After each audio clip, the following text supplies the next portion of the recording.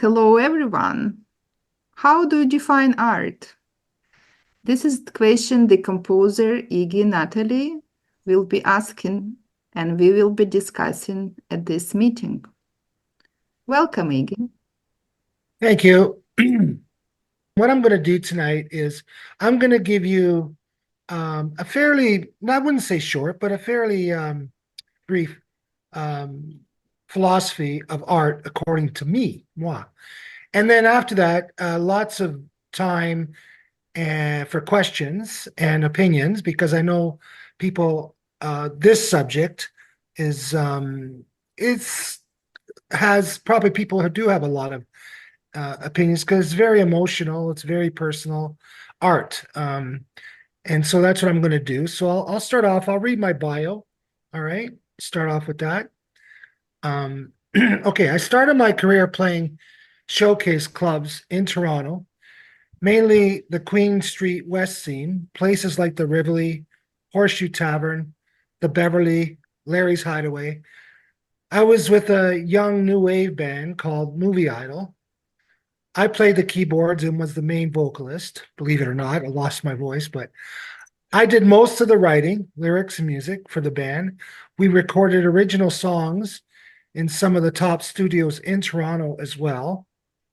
My roots and inspiration in music came from all sorts of artists, from the Beatles to the Gypsy Kings, who are my favorite band. I studied piano and eventually music theory, finishing my studies in Liverpool, England, under a private tutor. So I studied right to the bitter end harmonics, which is usually very boring for musicians to study music theory, but I thought it would really help my composition when I knew all the rules and ins and outs of music theory. I was born in Sicily, immigrated to Canada when I was a little boy, and Hmm. my parents first settled in Kitimat, BC. And then for a brief stint in Montreal, we finally ended up in Oshawa, Ontario, where I grew up. I now live in Stouffville, Ontario. After taking a long hiatus from the music business, I got back into it recently because I never stopped writing songs. And now I work with my producer, Konstantin Arnakouros, and some really gifted singers and musicians. I write uplifting pop songs with dance beats that are current. Sometimes I like to think a few are ahead of their time. My songs are a mixture of love and theme songs, trying to instill positive messages while observing this world that we live in. So I do not like to write done me wrong songs or feeling sorry for myself. Anyway, that we can discuss later. Um, so, how do you define art?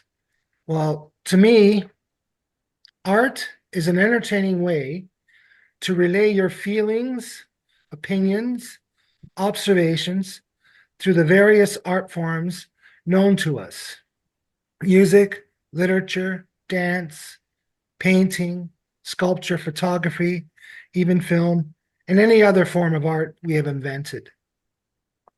In layman's terms, as an artist is someone who is gifted in using his chosen art form to translate what he is thinking or feeling and get his message across to the world.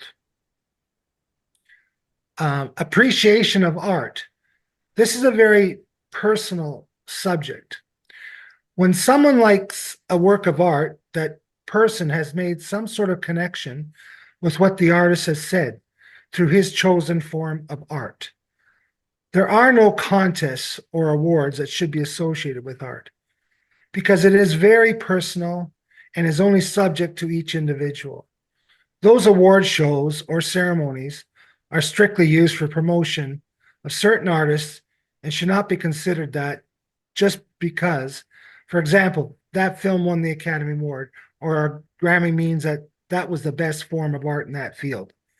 This is wrong, in my opinion, as it goes back to art being subjective and only you yourself should decide what you like best, much as your favorite foods or travel destinations.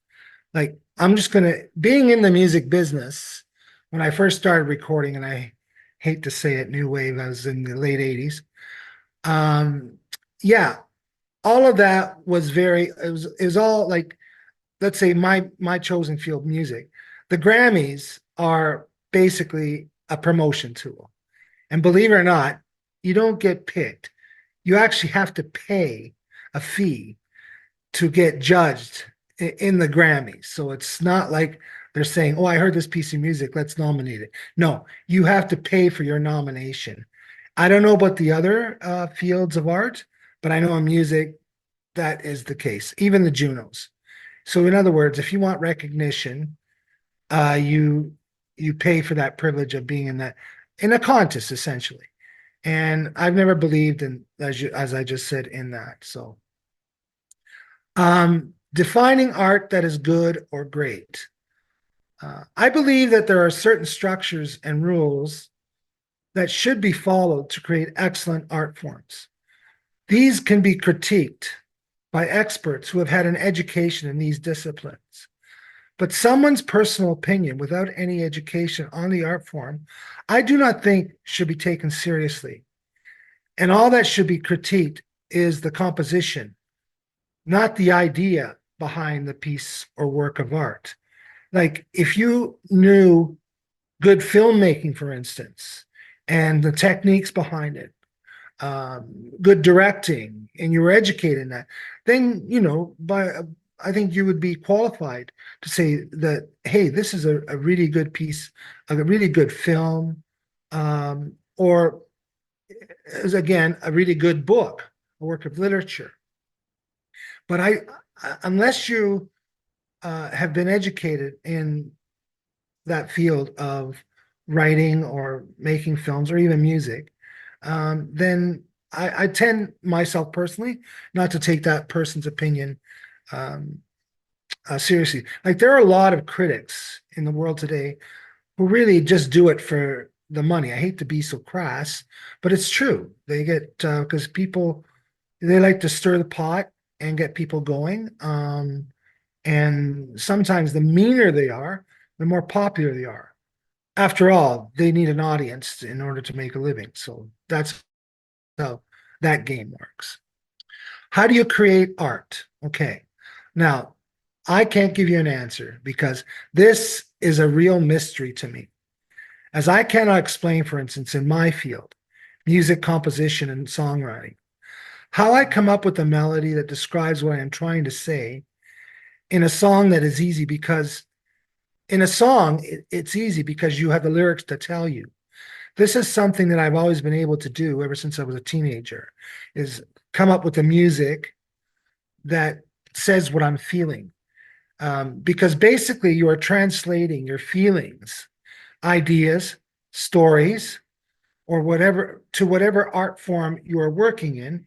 And how you do that is the big question. I have no answer for that. The only answer I have is either you have it or you don't. In other words, you're born with it. Um, I don't know, and unless you are an artist of some sort, then you cannot really explain it, or I have never found someone to explain it.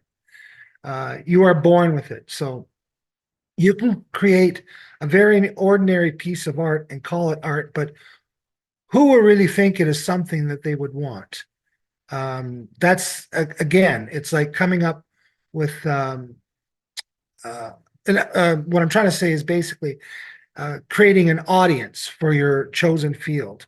And that's what's really important in art, because why create art? First and foremost, I believe a true artist creates art for people to relate to what he or she is trying to say. The artist only wants to entertain people and be accepted so he can validate his participation in his particular art form. Otherwise, he does not have an audience, then his mission is futile if no one appreciates his or her work. Art is a form of entertainment and should not be considered anything else. If you are not entertaining enough people to justify your work, then it is time to stop.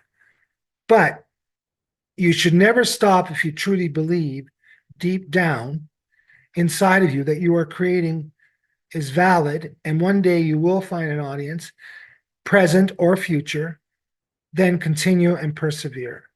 But if your structure, technique, or skill is faulty, then you have to improve that. Okay. Art in today's world. We desire to be entertained, and art is our biggest form of entertainment we have as a human race. It is important to have pastimes and interests to make life exciting and worth living. Yes, we have sports and social gatherings, but art, in my opinion, is the number one form of entertainment. We as humans, sorry, I just got lost here. Yeah, we as humans need to have something to relate to, learn from, see beauty as well as ugliness in our world, to make us smile, laugh, cry, think, feel our emotions. And nothing does that like art. I could go on, but I think you get the message. Thanks for listening. And basically now I would like to hear your opinions and questions. Thank you.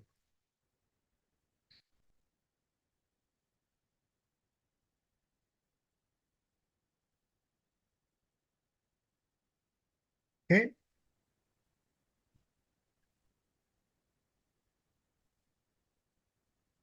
Anybody has a question or Okay, Carrie has a hand up. yeah, go ahead, This, Kerry. this is less of a question, just kind of more of a statement. When it comes to the philosophy of art, I don't know. I personally divide it into two different disciplines. The first is aesthetics, which is, what we find appealing or attractive or interesting or ugly or, that whole thing, which is more about how we relate to art. And then the other is more the philosophy of art in terms of what are we doing when we call something art. Because I can go to the store and grab a banana and think of it as food. Or apparently I can duct tape it to the wall and then call it art, right? Same banana or same species Um, of banana. yes, you can. You can do that. So, so the But way but okay, go ahead. Sorry. no, go ahead. I was going to say, well, if you think taping a banana to a wall is going to get you an audience of any sort, by all means do it. Somebody did, and it was quite, They did? yeah, They I did? brought that up for My a reason. God. Okay. Yeah. Oh, yeah. So, well, I think we'll get to that part Somebody of the just paid discussion. $6 million That's for it, right. I $6 think. million dollars. It was paid for a banana duct taped to the wall. The funny part here is, what did the 6 million get you? Do you have the rotten banana then that you put in a case, or can you actually buy a new banana every couple of days and then tape it with a new piece of duct tape? I know. I would just like to know what the message was. I Up, would up. do you know what the message might have been to that? So I will come back around to discuss that because I think that's an even different topic is how art actually functions in terms of who gets promoted or accepted or found to be significant, which is, I think, a separate issue. But I just wanted to finish by saying the way I would define art as opposed to aesthetics is it's an arena of interaction. And I'm kind of hearkening back to Wittgenstein, where it's like, there's language games. Well, this is an area we've circumscribed that we say, okay, this is the world of art, and it's going to have its own set of rules. And what we call art, I think you were right when you say there's kind of a creator and audience relationship, but it's Right. anything that functions in that role.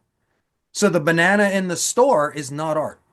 As soon as I tape it to the wall and call it art, now it becomes art. You've been invited to either approve of it, appreciate it, or be angry about it, or whatnot, because now it's in that kind of sphere of human existence. Yes, Now, and you are correct. And it goes back to my point of you can't judge what your personal choices are, or the word I'm looking for, your personal. It's just like while we're talking about food, everybody has favorite foods and foods they hate. The same thing applies with art. Everybody has their favorite, right, type of music or painting, for instance. Like I was a sucker for really for paintings. If something struck me and it would just, hey, I love that. Out goes a checkbook. So for me, it was painting, not music, painting for me myself. Okay, great point. Yeah, I've got a question. Yeah, Terry. Yeah, Ignacio. Um, yeah, sort of a little continuation of this discussion about well, kind of what is art, and you said, Ignacio, it's a form of entertainment. Uh, I'd like to make the distinction that you are there's a performance art, and then there's visual arts, graphic arts, and the graphic arts are less, well, they're more of an aesthetic appreciation or an aesthetic enhancement of your environment, whereas performance art, like music, musicianship, um, is much more. Well, I'm interested in the communicative, like Carrie sort of brought up the sort of the Yeah, interaction with an I audience. yeah. So that's Well, different. That's different. Just to be clear from the graphic art. So yeah, performance, and I'm a big music lover, including Gypsy Kings is one of my favorite bands, but there are other favorite bands too. sure.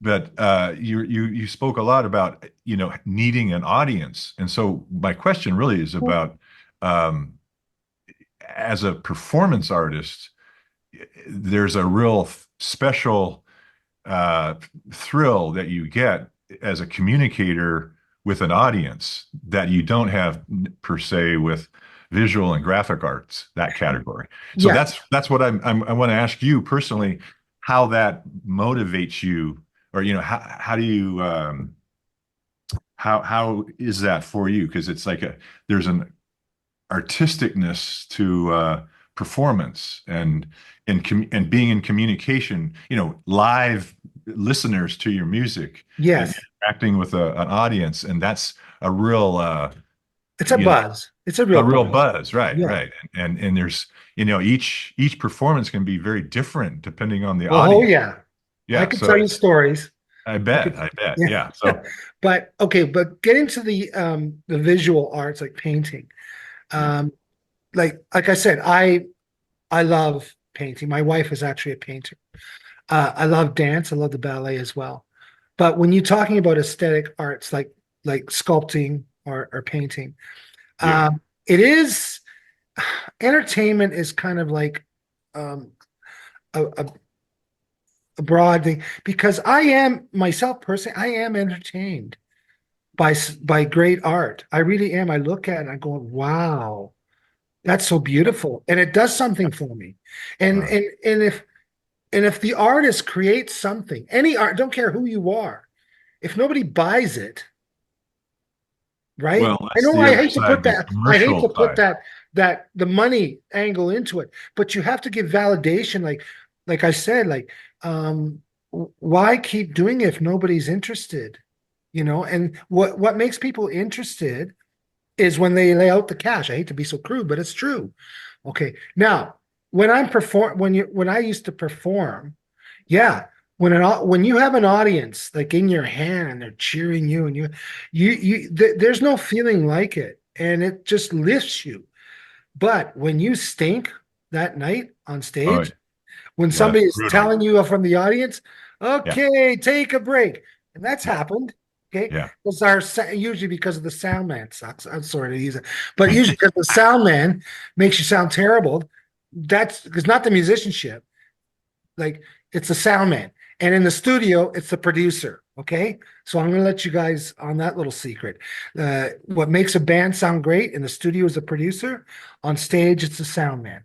And because, musicians are, I haven't really, like guys who are playing, I've never run into really bad musicians. They can basically pull their weight, but there is that feeling of almost euphoric, where you're feeling the audience is just lifting you, and you can feel it. You can feel it. And that energy keeps you going. You can keep going and going and going. And I've had nights like that. Well, I just to finish up, it's just too bad that commercializing any form of art, but certainly musicianship and performance art, uh, tends to tends to create big, you know, inequalities among artists, income inequalities, and so you get just a handful of good Yeah. artists who make all the money, and then there's scads of starving artists, Yeah.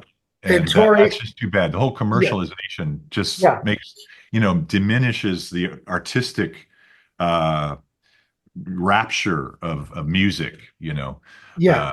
uh And just the point I'm gonna make there is, okay, Spotify as a musician, I'm gonna use Spotify. As a musician, you either hate them or love them. Number one, if your music passes the test through your distributor, you'll get on there. I mean, but if it sounds terrible and it's awful, you're not going to get on there. But at least it's a level playing field where you can do your own bit of promotion, and they do. You can get, like, I'm on everything. I happen to be on all the streaming sites, and you name it, I'm on there. But that levels the playing field for what you just said. But on the other hand, they pay peanuts. right, It's like, I'm embarrassed to tell you what a million streams pays you. It's like a million records, right? right, I'm not going to tell you, but that's the bad of Spotify, or it doesn't matter if it's SoundCloud or iTunes or whatever. It's what they did was, and when they first came out with it, the record company says, we're not going to make any money. Well, they found a way to make money. And the ones that really know how to use it, who have experts in media and yeah, promotion, really benefit. yeah, I.e., I don't really enjoy but Taylor. She's got right. the number one media promotion Oh team yeah. in the business. And she probably makes, 20% of all music sales worldwide. One artist making that much of the commercial art, Yeah, art. well, yeah, her and That's a really too few bad. I mean, others. Yeah, I as know.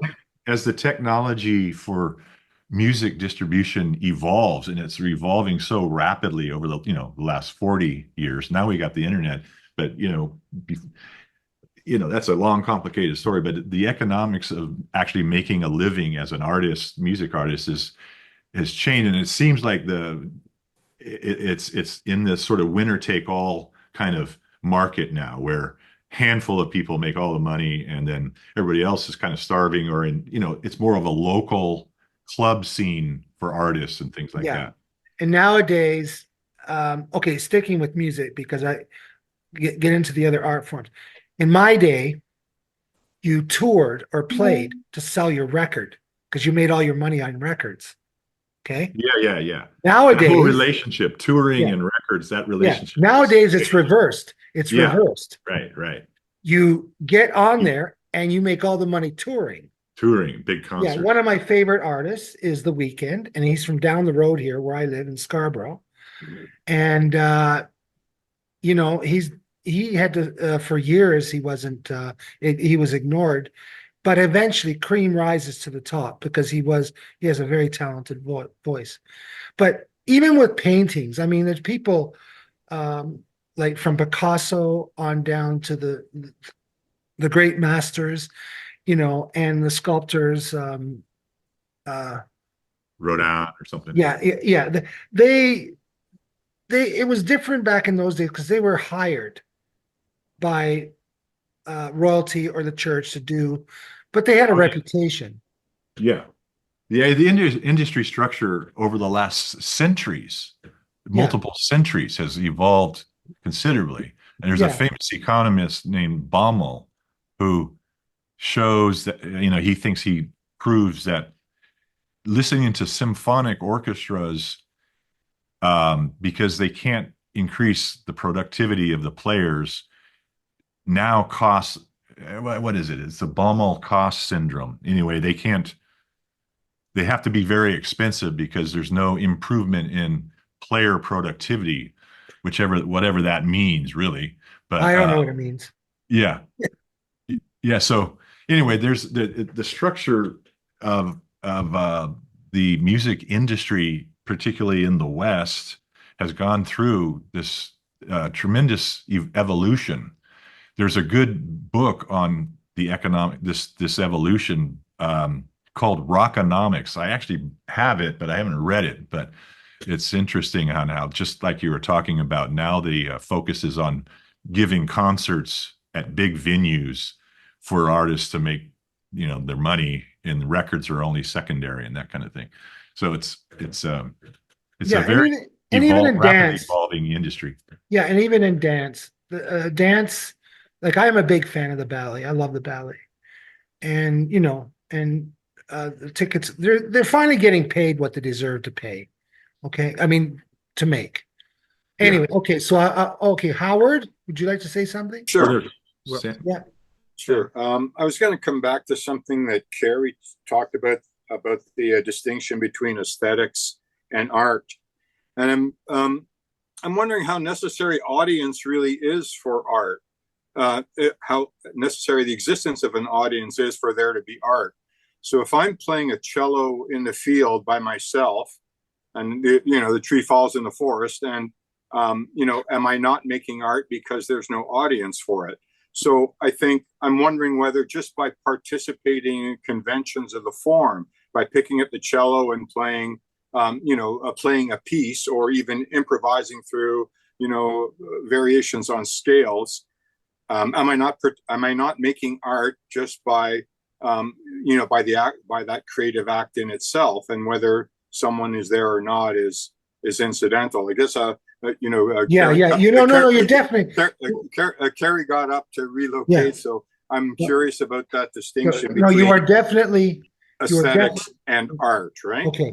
So we're talking about art as industry, but also art as expression within a conventional form, and those conventional forms are cultural, they're collective, they're inherited, and artists innovate within those forms, but they're participating in indirectly in a collective act, even if there isn't an audience there. Yeah. Okay. First of all, no, you are definitely creating art. You are creating art for yourself. If you don't have an audience, you're doing it for yourself, for Right. your own well-being, for your own satisfaction, which is fine. My point that I tried to make was, if you are an artist and you have to make a living that way, then you have to have an audience. There is no other. Yeah. That was the point I was trying to make. Hope I didn't confuse anybody on that. But yeah, you're definitely making art because you're pleasing yourself. And who knows? Who knows? You might attract someone else if you keep doing it, if you persevere. I know people do persevere, even though there's not listen. And then eventually, they start to get fans. They start to get people who listen. But So also, yeah, there's also a kind of almost a platonic realm where by doing something you want to do it well. So even if I'm the only person there, I'm still participating with another or the others, or some idealized form of this piece that I want to play. So it's not completely Howard. It's not completely self-contained, even though there's Howard, let me give you a little secret, okay? All artists, no matter who they are trying the best that they can be at their form. Always, they are never, they don't want to be just average. In fact, the worst compliment you can give someone is, "That was average." That's the worst. I'd rather hear someone say that was terrible than average, if you know what I mean. I do. Yeah. Okay. Who's next? Carrie again? Oh boy, that was quick. Okay. So if aesthetics is kind of the study of what moves us, and if art is kind of the arena where creators hold out their work to an audience, I think there's a subset or maybe another realm which we can talk about as the art world. And this is something I think that's very, very distinct because it's outside. They're kind of a mediator between the creator and the audience. And this involves critics, galleries and museums, agents and investors, Yeah. right? And this is where we get into what I think is going on with the banana taped to the wall, is there's this idea that art, as is perceived by the art world, is the historic progression of significant expression. And what they view significant as is the first person to have done it. Yeah, So then- original. right? So now Yeah. what you've got is people have this list of everything that's been done before. They scratch those off the list because it's already been taken. And you're left with this kind of, a random word generator trying to come up with new stuff that hasn't been done before. Hence the banana tape to the wall. Except we're missing one point that I made. There are certain rules and techniques you must follow to be great art. Okay? Well, As great like meaning somebody will pay a large sum of money. No. I don't know about painting. I know everything about music, what should be done in composing a song but in painting, I'm not sure. See, taping a banana to the wall, all right, is that good form? Is that good form? Right. No. Do you see what I mean? I'm Yeah. trying to make the point. There are Well, rules what you must you don't follow. want to do though is you don't want to paint yourself into a corner and say Taylor Swift just sucks when there's 100 million people out there who think she's great. Because No, now you're being I never hated. said that. I never Oh, said and that. I'm not claiming you did. No, I know. No, what I will not criticize other musicians, okay? Mhm. Except to my wife. Okay. All right. But everybody does their own thing and Mhm. you have to respect it.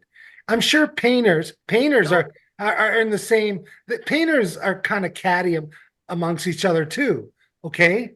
About their works. They criticize or they get jealous, whatever, because I'm Hobby. sure it happens in all art forms. So just by way of illustrations, kind of personal anecdote. The Yeah. the art world, as I'm defining it here, Yes, I was going to say something to that.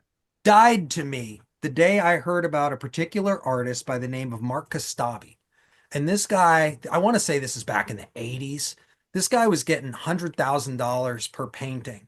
And he admitted that what he was doing was paying art students $5 an hour to paint the stuff. He would sign it and then sell it. Oh my God, he was a plagiar. No, Well, not even a plagiarism. this was his Fraud. shtick. It Yeah. had never been done before. So he's writing on his name as long as his name was on it. And But his shtick was he was signing stuff done by somebody else. So it did exactly what I said in terms of somebody. I mean, he came up with this idea and it ended up being very lucrative. Now, I think it's complete BS. On the other hand, if I found a Kostabi in my attic, I'd be thrilled, right? There's the investment side of the thing, and then there's what you find aesthetically both pleasing or you connect with or moves you and what's legitimate. right. This blurs the line of legitimacy. Yes, Oh, it is for a unique sure. idea. I'll give him that. Yeah. No. And that's a very good point you brought up because in the art world, uh, people aren't stupid. Hey, my name means something. If I put my name to it, it's going to sell. And it's not just in the art world. Director, if a director, Scorsese, puts his name to a film, he's going to do a film. It's usually going to be a successful film, right? So If the Coppola name, the sells a reputation, bottle of wine. the reputation of an artist can be monetized quite easily. Sure. That's Yeah, your point. Francis Ford Coppola sells wine now. Yeah. I don't know if he would be selling the wine if he put somebody else's name on it. Right, exactly. And there's another one with a Sicilian background. That's where I was born. That's right. Did you know that Frank Sinatra was a Sicilian parents? Oh yeah. Anyway, sorry, who's next? Victoria? No, John, I think Is it John? Yep, it goes Sorry, from the top. John. It goes from the top left. Sorry. Yeah. I do have a few questions for you, Iggy. The one that I'll come back to later on is that. I hope it's not the bass and guitar question. Well, no, actually, no. I did ask you about that, how to do some songs on that. As far as that goes, I'm just very happy that you are not going to criticize fellow musicians. So that just makes me really happy. No, that is a big no. Yeah. So we'll leave the bass guitar stuff there. I wanted because this is a philosophy meeting, I thought that there would be more talk about aesthetics per se. And when everyone else has had their say, I want to go back into that, because what you've done is almost like an anti-aesthetics, if you know what I mean. Like it's all it's all It's personal. personal, yes. Yeah, exactly. And I think we should sort of hash that out maybe a bit later in the evening about that. But what I do need to do first, before the others, is that my friend and colleague, Professor Omar Hamouda, was going to listen to you tonight, but he lives in Port Hope, not far from you, but he was stuck in New York, and the weather is bad. Oh, So he's not got back in time, to participate. He's in a car somewhere. The background with him is he's just written a book, which is called The Likely Story. We are going to do a video about that. I just did some videos with him, last week, and we're going to do a video about his book and promote his book a little bit. But he has for you specifically, 5 questions. And I'm just going to quote from him. 3 questions. I'm just going to quote from him. And then, and this is Omar speaking. When I was writing The Likely Story, I thought I should embellish it with a couple of songs. I prepared some lyrics from the text. So, he's doing like a total art here. He's going to have a book and a website and, the kind of thing, right? He's going to write a musical. Well, I don't know about that. I prepared some lyrics from the text, which I wanted to set to music. Not knowing any musician who could compose from the words, he didn't know you then, right? Which I turned to AI. Even though the whole idea developed in my story goes against AI, like his whole book. I'd like to cut you off right now. No, you can't. You have to answer that, right? I have his questions. In following through with AI, now I haven't actually listened to his music because my MP3 player is screwed, but he says they're pretty good. So in following through with AI, I am at least showing, ironically, what amazing things AI can do. And this is his question number 1. From your perspective, do you think that AI will put in jeopardy the function of musicians like yourself? Question number 1. Let me go on to question number 2. How realistic are the AI-generated performances? Number 3, will robotic musicians ever become full surrogates for human artistically creative acts, such as writing, composing, performing? So, so don't cut me off. Tell me. I won't. Okay, tell me what the answers are. I had this argument with one of my best friends, who's a big AI. He actually works for developing artificial intelligence. And I said to him, Joe, where do you think they get all the reference points for AI? They get them from from music that have already been created. They just happen to play. It's glorified plagiarism. Okay, that should answer your one question. It's glorified plagiarism. It's not original. It's not creative. Okay, so I'm 100% with you on that. You've got to be a real. How can I say it? For you to get into be a fan of an artificial intelligence band, musician, whatever have you. I couldn't imagine it. I can't answer that. Maybe some people are, but it's like you saying creating an artificial intelligence robot and saying, paint a Picasso for me. Yeah. It's exactly the same thing. Is it original? Is it a masterpiece? No, it's a copy. It's forgery, plagiarism. Yeah. So there you go. That's all I can tell you. I think hopefully I've answered all your questions there. Well, no. He said, I guess it's implicit. How realistic are the AI-generated performances? Sorry? How realistic are the AI-generated performances? Well, they're realistic because they take they are realistic because they get all the reference points from other artists. Yes. Yeah, Okay, so they're not original. They don't create them. They have to, like, for artificial intelligence, as far as I know it works, they have to get a reference from somewhere and then put it all together. Oh, it sounds like this, and they have to use a reference point, correct? yes, yeah, You yeah. know No, what I I mean? yeah, Yeah, so that's why it's hard to judge on that one. That one's a real, yeah, I yeah. don't know. I I Uh, I, I can't really put my finger on that one. Yeah, Uh-huh. basically, my instincts are with what you're saying, Okay. and he says, yeah, the final one. Well, I think you've answered it. Will robotic musicians ever become full surrogates for human artistically creative acts? The answer to that is no, I of course. can't see anybody paying $500 a ticket to see a robot band Right. concert. Yeah. Okay. Ronan, would you? No, I think Ronan is a big AI fan. well, no, AI may have its uses, but not in art. I'm Sorry. not. I need to clarify that. I'm not a big AI fan. Okay. However, I think that there are ways in which AI can be used to amplify and help in the creative process. So, I think it's not about either humans or AI.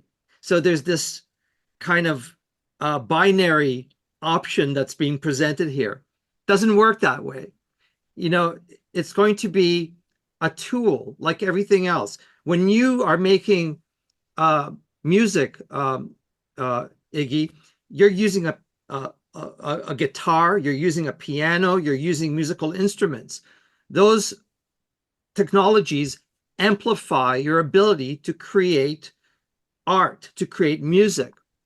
And AI is a tool like that. It's like a guitar. It's like a piano. It's It's a going to help synthesizer. you. It's a It's going to help. synthesizer. Wait a sec. It's Yeah. going to help you create your music. I just don't think it's reasonable to sort of put humans here, AI here, and create this binary. It doesn't work Okay. that way. All right. I have to answer because, okay, in my case, when I create music, I get all kinds of inspiration, but usually I hear the melody in my head.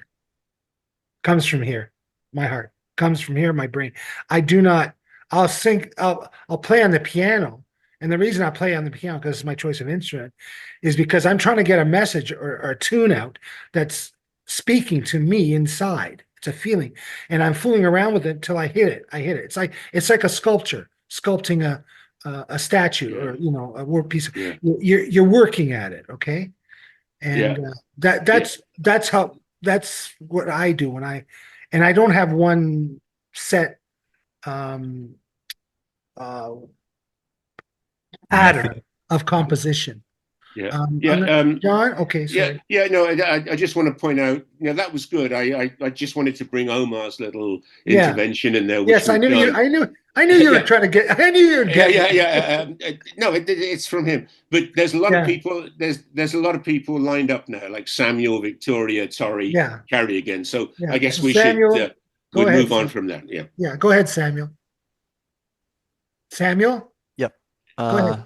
Hi. Okay, so I just want to hop on a couple of things. First, you kind of say two things that are, to me, it seems a little bit contradictory.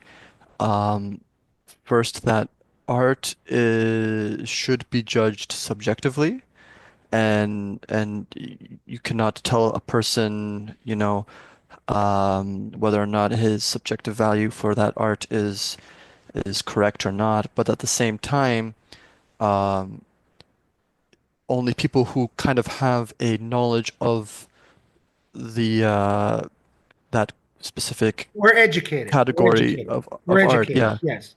Yeah. who are No. No. educated in Okay. that area are able to provide, I guess, The critique. correct critiques. So like Yes. those two things seem contradictory to me. So Okay. that's kind of my first Yeah. question. Okay. Okay. Let me explain. I'm sorry if I didn't explain it. There are critics, and then there are um, people who, I guess, on the other side who appreciate your music. So, art is very subjective. I firmly believe that. I am not going to change my opinion on that. It's subjective, Now, I will tell you that in my early career, critics made me better as a songwriter. Because basically, to make a long story short, when I first started, they said, "Oh, this stuff's crap." Yeah, it broke my heart, right? But it made me better. And over the years, I don't know if any of you uh, have heard my music when he sent out the thing, thing. But anyway, but I will not take advice seriously from a critic who has not been educated in the field on the rules, let's say, or of the particular art form, because he's making it up. He just, again, he's being subjective. He's, I don't like that piece of music, so it's crap, you know? All right. So Do you think that's what I was trying to say, is that if he was educated, and these critics were saying, no, this song basically is not very good, and here's why, and they would list the reasons, and they were correct. Now, because he knew do, in do his you field. think that there's an objectivity to aesthetics? Do you think, for example, certain qualities like symmetry, harmonics, Yes, different kinds of things, color composition, there are rules. actually objectively make things more beautiful or less beautiful Yes, there are rules to across do. the spectrum? Yes, I studied that. So then, what if? That's in theory, music theory. That was harmonics. That's the final Yeah. chapter. Yeah. Hmm. In So other words, that the harmonies, the background music that sets the atmosphere for a song or a composition. Yeah. So Go do ahead. you think that if somebody's subjective artistic uh, values kind of go against those objective kinds of metrics, do you think that person is still correct in their subjective evaluation? No, I'm see. We're talking about Yeah. two different things. I'm talking about the composition. Okay, like not the beauty of whatever the song is, or if you like the song. If you like the song, you're gonna like the song. Okay, could be a terrible. I'll give you an example. Okay, of what I'm talking about. Okay, um, My Way.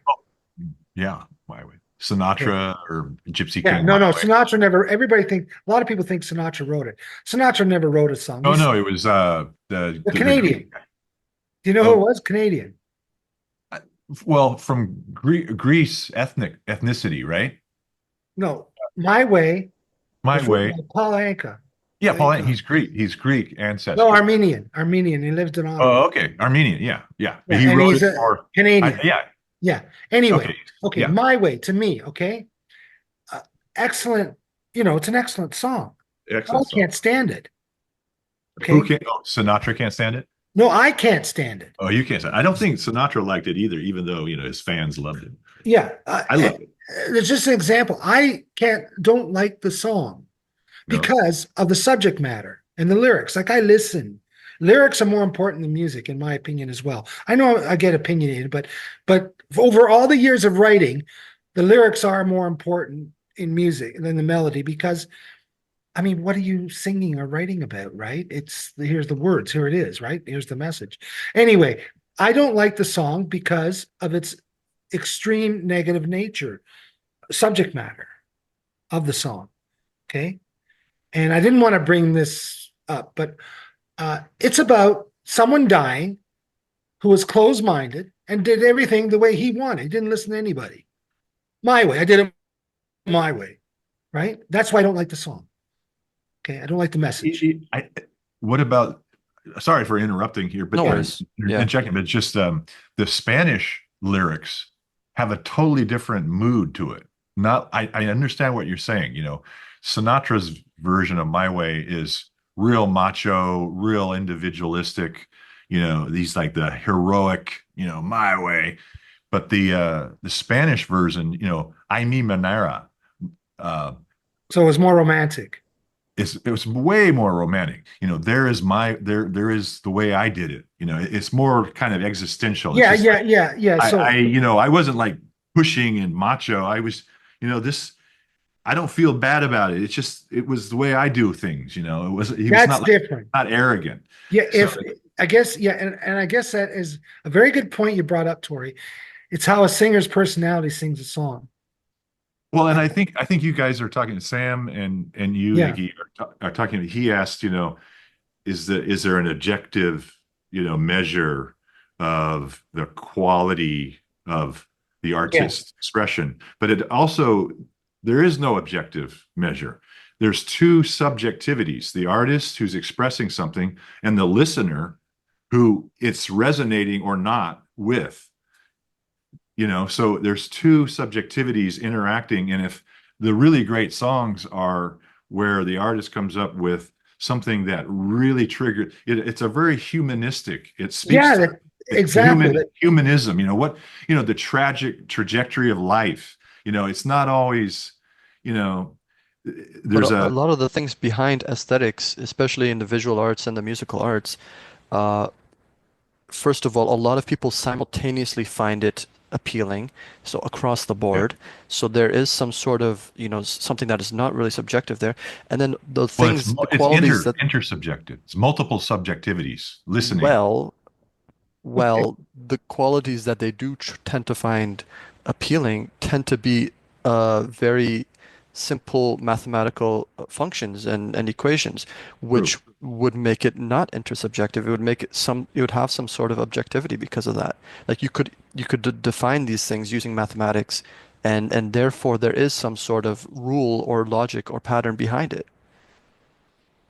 There are certain patterns in chords, I'll give you that make a song catchy or thing.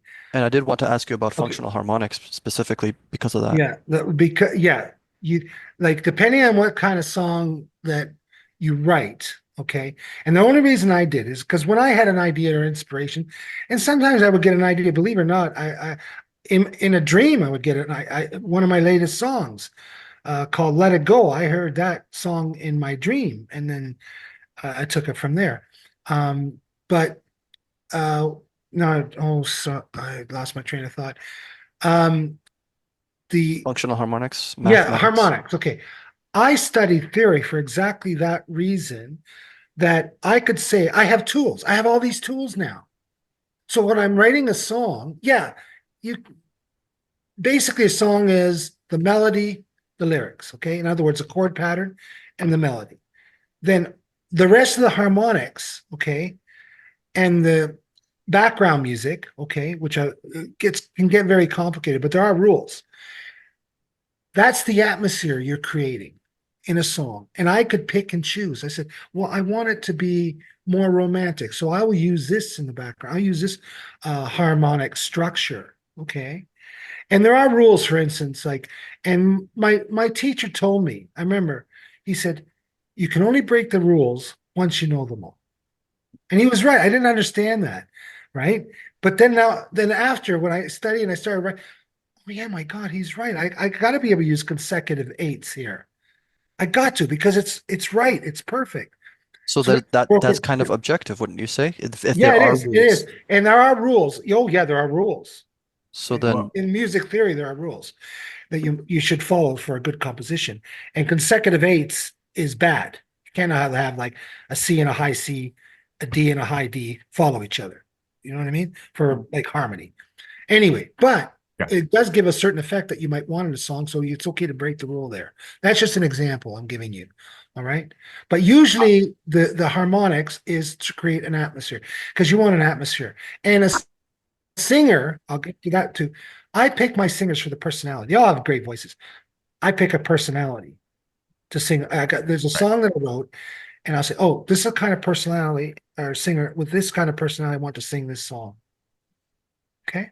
So I hope that clears some things up for you. Yeah, thank you. Iggy, can I ask you something? Yeah. I see Victoria was. Yeah, I know. I want to and I'm very sorry that she I don't know if she gave up or not, but she's here. Maybe can you?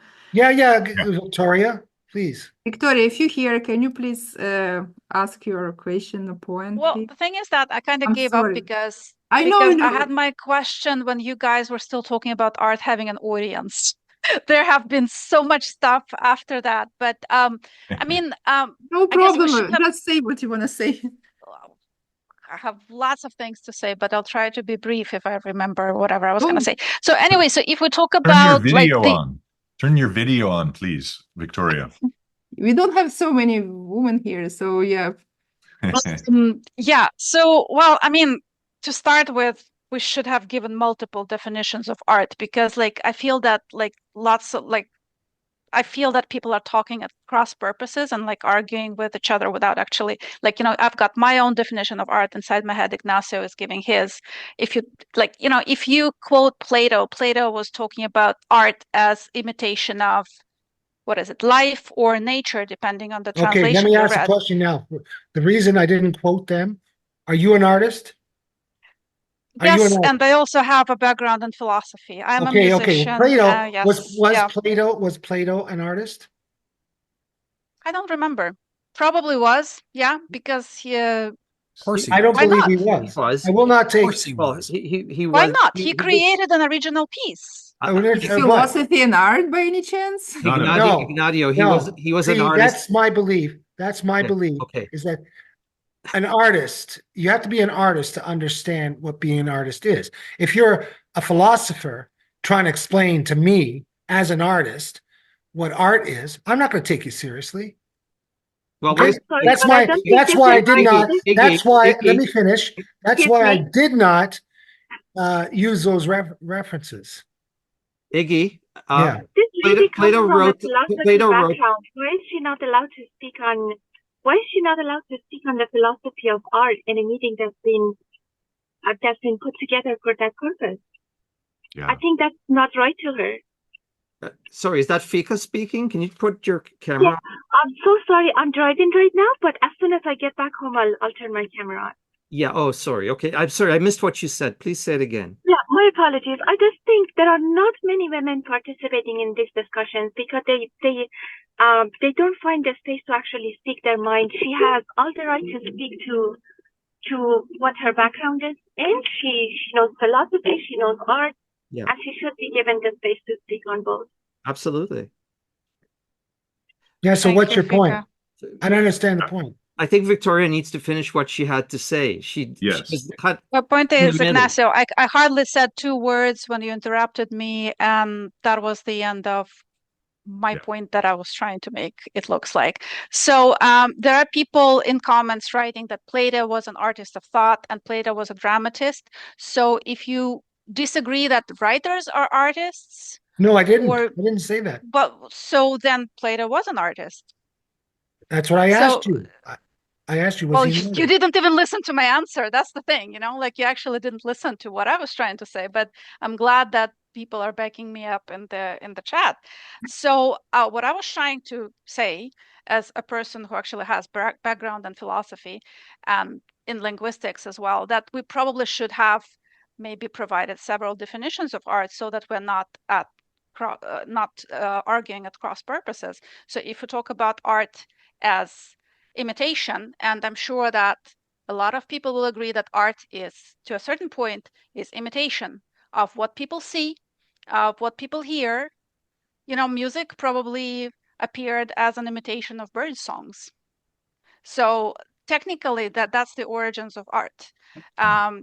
Visual arts, they're imitations of whatever they're trying to express. So yes, you could, if we define art as imitation of nature, then to answer John's question, AI could be an artist because AI imitates stuff and creates an original, amalgamation, but still something new.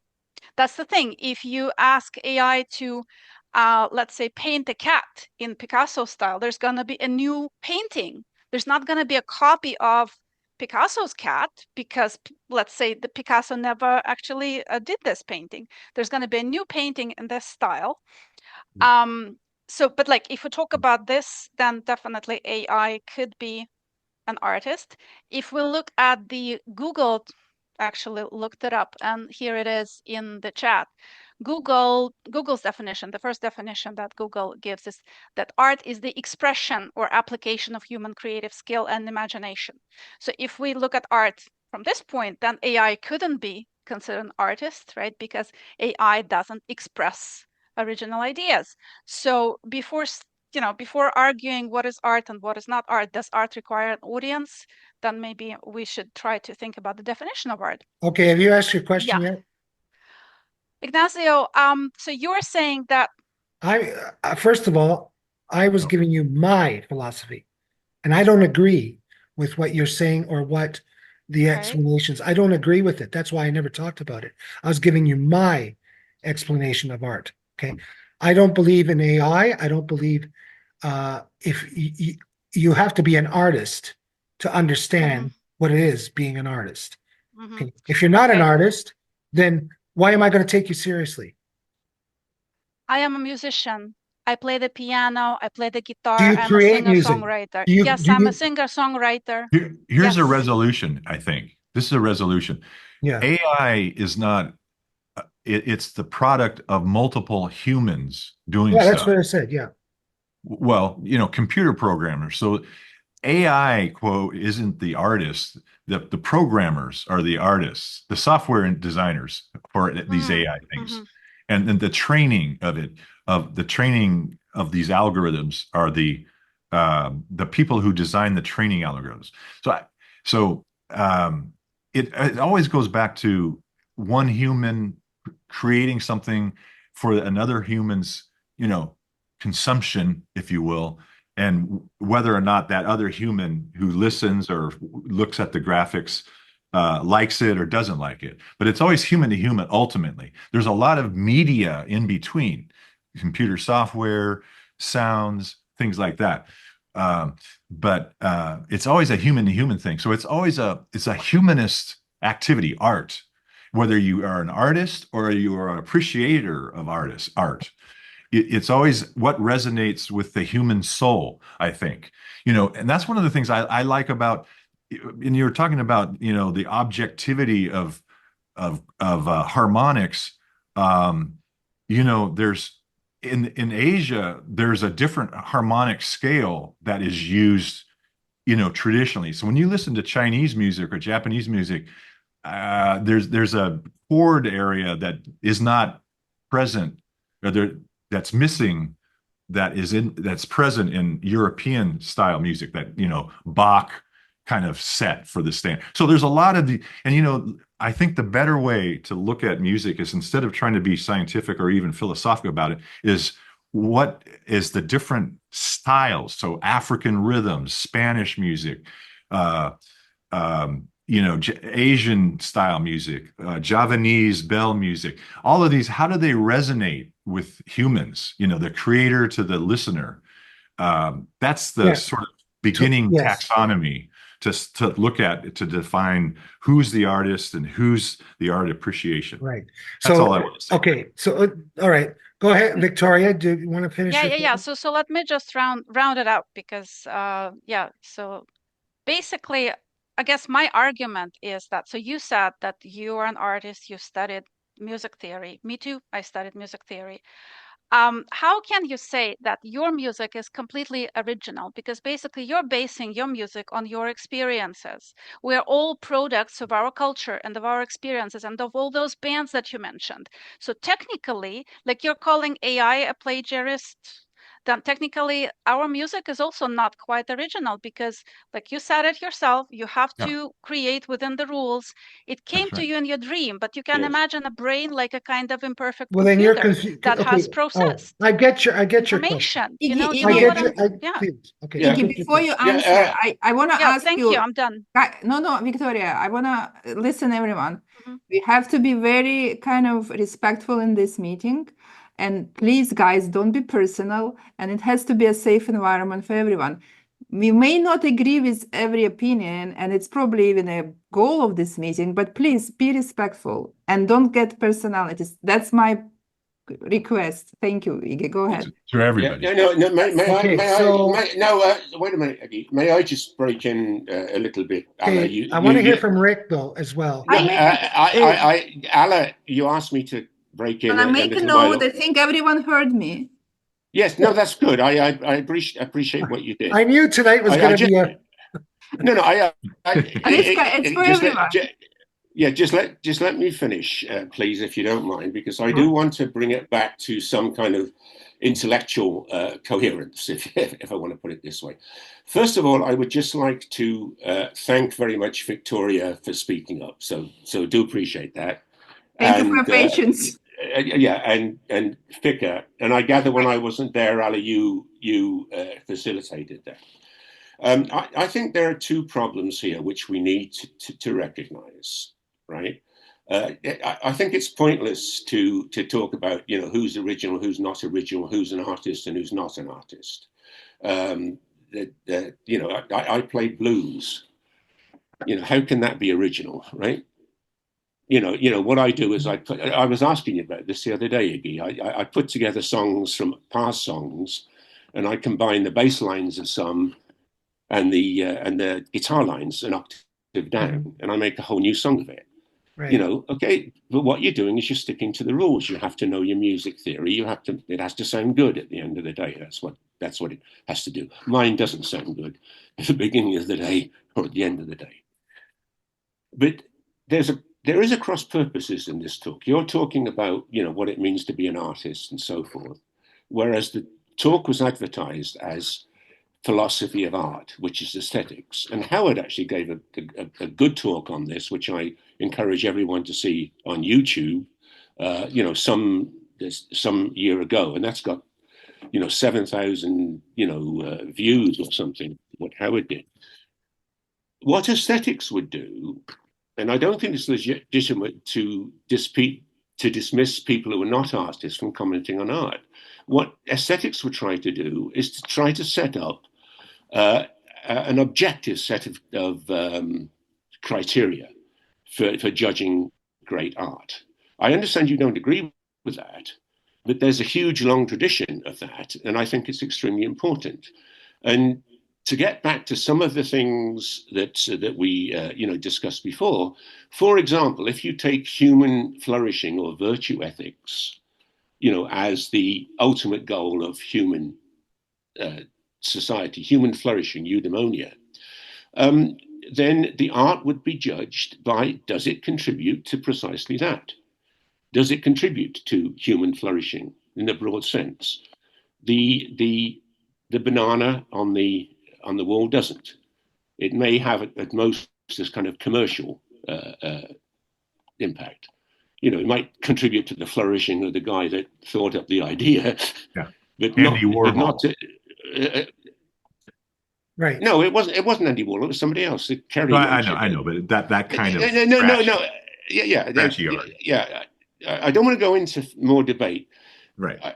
What I just wanted to point out is that is the fundamental debate. Iggy takes one side of it.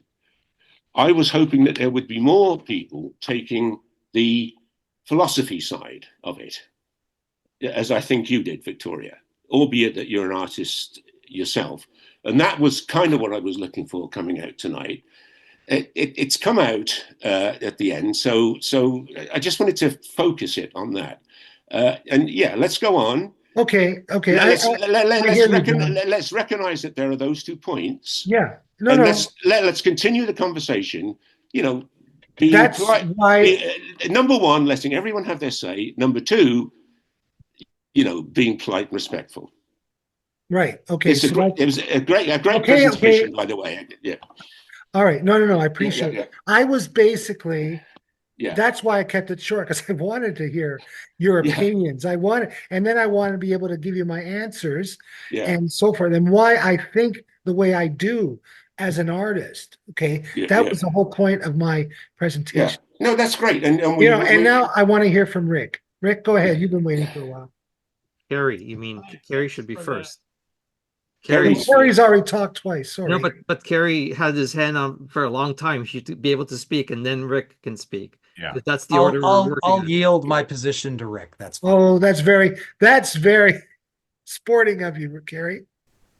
Okay, thank you. Not sure. Yeah, what I was thinking about, first of all, when you go to music, it is an extremely old part of the human brain. It's not something that we just came up with in the last few thousand years. There's been evidence that music seems to be been around before language even.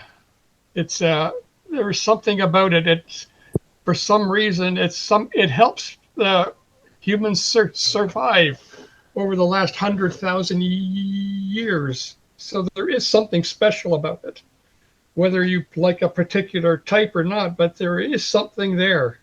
And it's not imitation of just randomly imitating birds or animal sounds or rhythmic noises in nature, or there. It's really deep in the human brain, and I think what it Yeah. is, it connects people together when you harmonize together or sing together or even chanting together.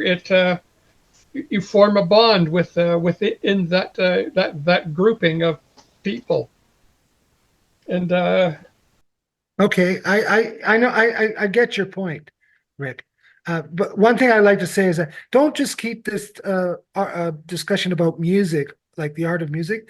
There are, if anybody's got something to contribute, like in one of the other art forms, I'd like to hear that as well.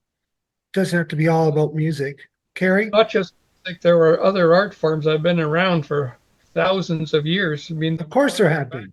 we're studying as long as there's been human beings around, they've been making art, cave Yeah. arts, sculpture. Art has always been, yeah, art has always been part. It's something really deep inside the human brain. It seems to be really important to us for that reason, because it's been around for so long. It's important, even though we don't understand exactly why. That's why I said art is our number one form of entertainment. It's more than entertainment. I think it's survival in the long run for our species. Now you're drawing a line. Well, that's where I tend to disagree. No, That's I where I think it tend to is. disagree. Yeah. Whether it's reading or telling tales or around the fire at the camp. That's entertainment. That's entertainment. Yeah, but it's also learning. You're teaching. Then that's where I draw the line. You're either a teacher or you're an entertainer. And art for me is not a teacher. Okay, I wouldn't pay to go see a teacher. I would pay to see an artist. That's my opinion. That's what I'm trying to say. I have paid to see a teacher. Yeah, I know you would. I knew you would bring that point up tonight from the first time I met you. I just knew it. Because you like to read. Okay. Yes, Yeah. Okay. Carrie? Yeah, So, I guess I overpaid for my university education. The idea that self-proclaiming yourself as an artist gives you the authority to gatekeep a conversation, I think sounds elitist, and I think it is. Everybody has a creative side to themselves, and everybody's creativity is open for appreciation, and everybody's point of view, both as the creator and as the audience, has value. Having said that, there are things that we as a society or a community or a collective audience of however you want to draw the boundaries, we can say this is great art.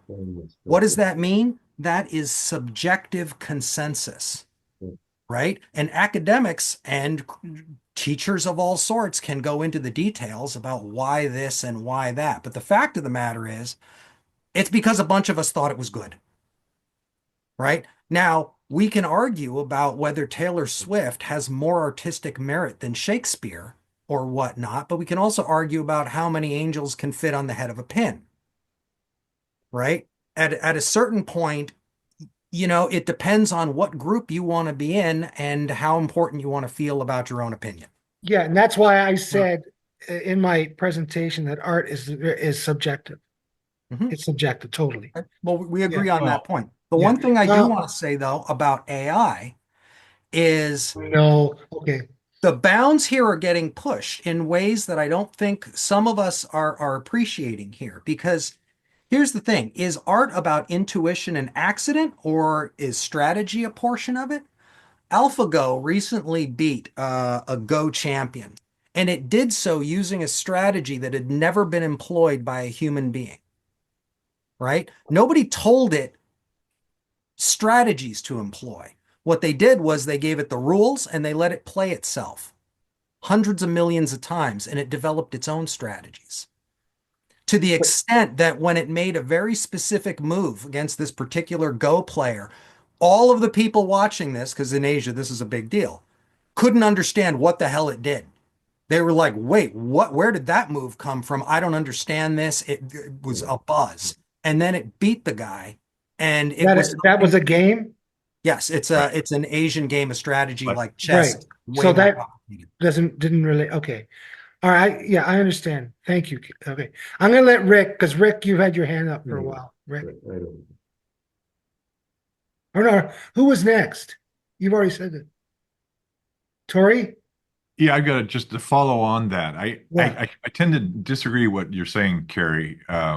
Yes, you're right about if you self-proclaim, you sort of as an artist, you have sort of an elitist control of the conversation. I agree with that, um, but as a add-on to that, I do believe there is a sort of a separation, at least in music, but in other graphic arts of, you know, professional artists who are really producing things versus, say, amateurs who, like myself, although I've been a musician in the past, but I'm not a musician now. I'm just an appreciator of music. Um, there's a distinction between people who are really serious artists and you know, their audiences, let's call them, and fans. Um, um, but what I really want to emphasize, and John's, you know, is this fact about particularly in music, and I'm not a big fan of graphic arts or paintings, sculpture, or that kind of thing. I mean, I like it a lot, but not like music. Music really, I am totally enraptured with the kinds of music that I like. And it's a broad range of music, you know, like because it talks to your soul. It has you know, there's songs about, country western songs I'm not a big fan of them, but, you know, songs that celebrate tragedy or blues, you know, rhythm and blues songs, somehow, you know, as sad as they can be, you know, are really comforting music. You know, Bonnie Raitt is really comforting to me, and you know, Mark Knopfler, all the great, you know, the great British invasion guitarists are, you know, Clapton, Page, uh, Jeff Beck. Uh, you know, that's really, you know, Rolling Stones, really comforting music for sort of the tragic dimension of life. Then there's other kinds of music. You know, there's very ethereal, meditative music. There's, you know, Asian music. There's Afro-Cuban music. You want to dance. You know, I think what we've done in this conversation so far has been highly intellectual, scientific. You know, the science of harmonics, the philosophy of aesthetics that can be applied to all different expressions of art. You know, visual arts, performance arts, etc.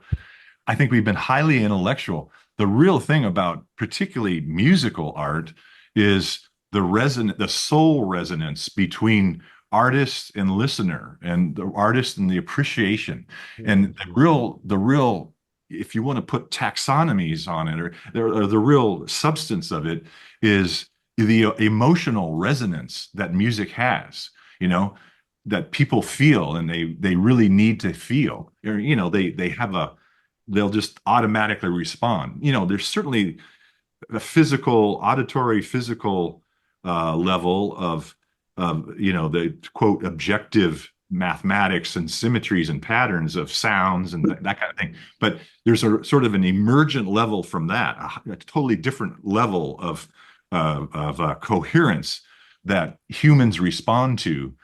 You know, it's about the personal narratives you have of your life and who you are, your personal identity, your relationships with society and friends and family and loved ones. You know, that's where music really, you know, that's where the aesthetics of any individual person really manifests itself, is what resonates. You know, whether you're a creator of music or you're a passive listener to the music.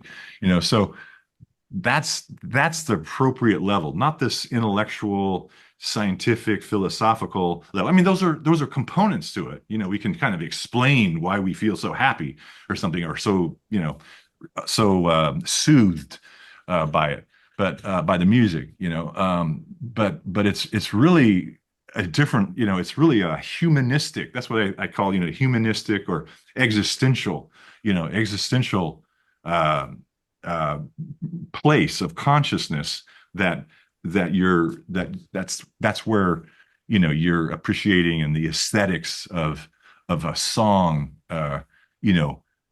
really makes sense to your particular intelligence.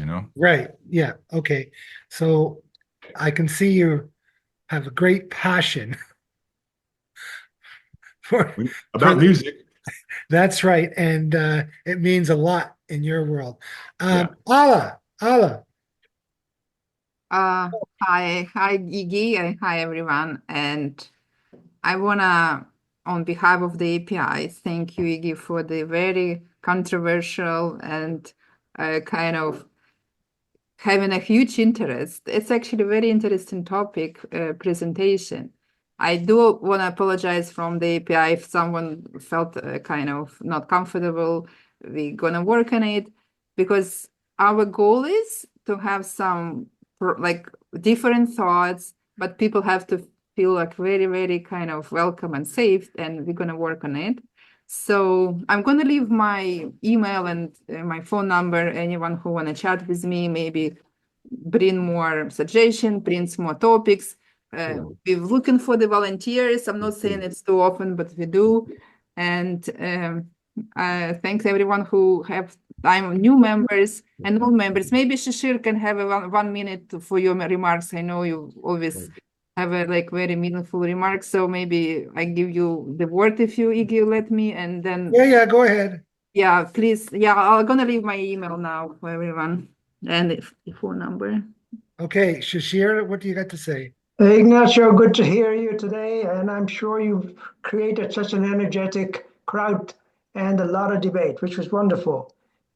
We're talking about a subject that's so personal, so subjective, that to try and define it by no matter how many mathematicians, how many philosophers, how many artists you get together, there will never be an argument. There will always be an argument as to what is real art, what is good music, what is bad music. So let's understand that even a urinal can be considered to be good art form by Duchamp. So if that's the case, we all have to appreciate that art is in the eye of the beholder. And we do not need to dissect it and go back and say that AI cannot generate art. Because as we are seeing, it is already starting to create its own ways of solving scientific problems, which scientists would have taken a million years to do. So if that is a possibility, of course, art is going to change. And as do we, art will also evolve. It will evolve to a state where we will certainly at some point consider it as a form that's acceptable, perhaps not as kosher as what we are used to, but it certainly has its place. And I believe very sincerely that art is universal. And I think somebody mentioned how the rhythms of the beats of the heart are even considered art. It's an art form that we all appreciate, and it gets us our juices flowing. And if it's universal, let's understand that the music tone, and somebody mentioned the beats and the rhythms are different in the East compared to the West. Of course they are, and yet they're appealing. Why? Yeah. Because it's a human thing to do, for us to appreciate something that touches us where nothing else has gone before. And this is what you do, Igni, and I appreciate what you do and bring to all the community, and excellent debate today, and very thankful. Okay, thank you, Shashir. Okay, so basically, I'm gonna let you on a little secret. I set up this presentation so that there would be plenty of debate and plenty of controversy, because that's entertainment. And I'm so glad, I am so glad you all took such an emotional part in it all. But that was my goal. So there you go. So it worked. Okay, thank you. Thank you all.